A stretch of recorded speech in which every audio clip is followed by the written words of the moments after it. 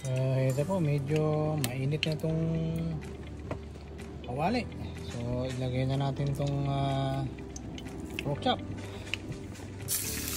Ayan. Ayos na ayos, ano po. Ito medyo malaki ho yun. Pinaghiwa-hiwa ng misis ko ng tipo konti. Ayan. Hintayin na natin itong maluto. Bali ilan ito? 5. So merong isang sobra. So lagyan na natin itong medyo maliit na ito. Pwesto natin dito yun. So hintayin po natin maluto yan. Siguro na 5 minutes siguro po. Ating luto yan. So ganito po itong aking lutuan dito. Para hindi ko mangamoy sa loob ng bahay.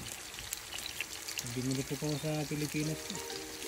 Hindi naman nataho tayo makakuha nito na violation sa reeds. Ito yan, reeds automatic. Hanggang na ito siguro nakakamali mga 15 years na ito. Hindi ko nakukuha masyado yung logo ng reeds. Baka tayo makaspend din naman. So hintayin po natin kung matapos na medyo lalaksan natin ng konti para okay. Subukan mo natin balik ka rin kung medyo okay na. Ayos nyo. Ayan napakasarap po nito. Ano ito yung ito pong karne ito smoke ng konti. Kaya medyo masarap-sarap po yan. Kaya magpapang gagawa ko rito ng kanin. Hanggang ko na rin ito. Meron pa akong na-feature ang 2 rin eh. Ganda pa rin ito. Medyo po din sa mga kapitbahay ko. Ito naglalakihan na ang puno. Makita niya ang lalaki ng puno, nakukuha mo yung kanilang bahay. So ganito po dito, nandito kami sa halos tabi ng bundok. Ito yung view namin kung kayo nasa terrace. At ang ganda ko dito ako malapit sa labas ng Oslo. Sa mga karilis ko po na nandito dyan sa Pilipinas, ang location po nito ay sa Norway, outside Oslo, dito po sa may Nitidal. Magandang araw po sa inyong lahat, magandang gabi sa inyo sa Pilipinas. So dito po ako nakatira sa Nitidal, Onby, Norway. So welcome po kayo sa amin kung kayo po maligaw din i-message nyo lang po ako at kayo po aking i-entertainin. So tingnan po natin ating niluluto. Ayan po, medyo malapit ng maluto. So hanguin na natin ito maya maya para po nito. So ito na po, medyo brown na. Hanguin na natin. Ay, sarap nito. Ayan uy. Ito pa. Sarap. Ito pang isa. Uy, sarap po yan. Nagusok pa So lagay na natin itong dalawa pang natitira. Batad nito. Ayan. So ano po yung dalawa, nakasalang ulit. Hintayin na natin luto yan 3 minutes. ito na po yung naluto ko. Kita nyo, kaya manood dyan sa saan mang lugar o kaya nasa abroad. So, masarap po ito. Ito yung roik. Roik. Ano ito? Yung smoke na kotelet. Akan po yung pork chop. Hindi dito po sa Norway ang aking location. Kaya dito may snow. Kaya ngayon po nakakapagluto ako sa labas. Walang snow so snow dito sa amin dito. Kaya dito lang. Ito na yung last two pork chop. Medyo brown na ho siya. Saka hanguin ako natin ito. Siguro mga half minute ako nakabila. Mga lodi, yung palagay ko po ayos na. Medyo luto na ito. Pwede na yung hanguin. Hanguin natin. Pinapalagay dito sa ating lagayan. Ayan, apat. Ito po yung pinakalas. Ito ay pang-5. Ayan. So, tingnan nyo. Talagang ayos na ayos po ito. So, atin hong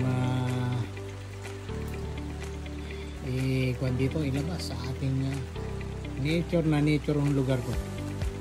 Ayan. Kaya lang mo, naulan mo ng konti. Kaya napaka maganda naman ang panahon, hindi masyadong malamig. Kaya dito lang ako sa may gilid ng aking garden. So maya maya ho amin na ho itong i-slice at kakain na ho kami ng aming hapunan. Ito na ito, lunch. Ano to, yung dinner na po ito. Sige po, at samahan nyo ko maya konti. So ito po, meron ako ritong umuusok-usok na kanin pa. Sana ho ma-entertain kayo sa aking ginagawa. Umuusok-usok pa po ito at akin hong isasangag dito. Medyo nasunog-sunog na ata. So buksan ho natin. Ayan. Natin kung may apoy. Ayun, yes, may apoy pa lang. So hinain na natin ng konti at ito kanin na may tinip pa. Ito dito sa Norway medyo mahal-mahal lang ng bigas. Bale 700, mga 700 kroner. So kung mapaluho na sa atin yung mga times 6 7 times siya, mga 3,000 na isang 20 kilo. So ito yan, no? Sarap po ito. Mamaya po samaan yung dinner na rin yun.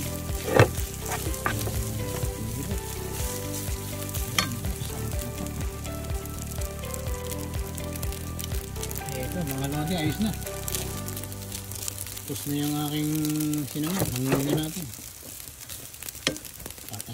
Patayin na natin ito.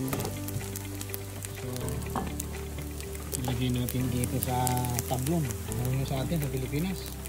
Ang tawag po sa amin sa probinsya niyan tablon. So mga tao, ito yung pinakasangkalan ko dito. So ayan. So nandyan po siya. So sige po at kakain na kami.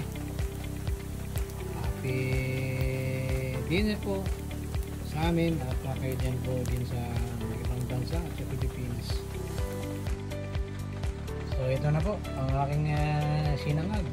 Ang sarap po nito. Sige po at kakain na ho tayo. Maya kaunti dito sa loob ng aming bahay. So muli, nandito ang aking terrace. Maulan. Papasok na rito sa pintuan namin. Pasok sa bahay. Ito na po. Mag-i-start na po kami ng aming dinner ng aking may bahay na si Mrs.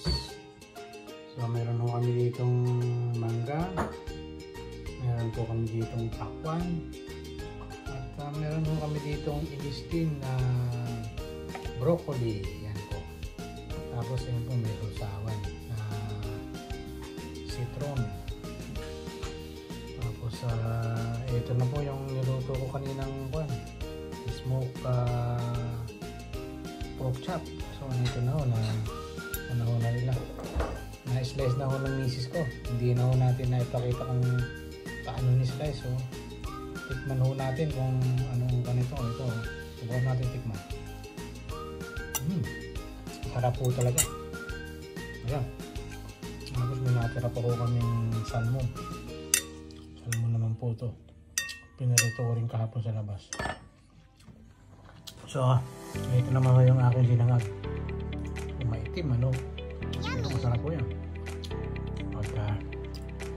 O sige po. Happy reels po sa inyong lahat. Talagang wala na po akong ma-content. Ito na lang talaga. Sana po kayo napasaya ko kahit paano. Tayong mga Pilipino sa ibang bansa. Sige po, bye-bye po sa inyong lahat. At kita-kit na lang po ulit tayo. Bye-bye po. Salamat.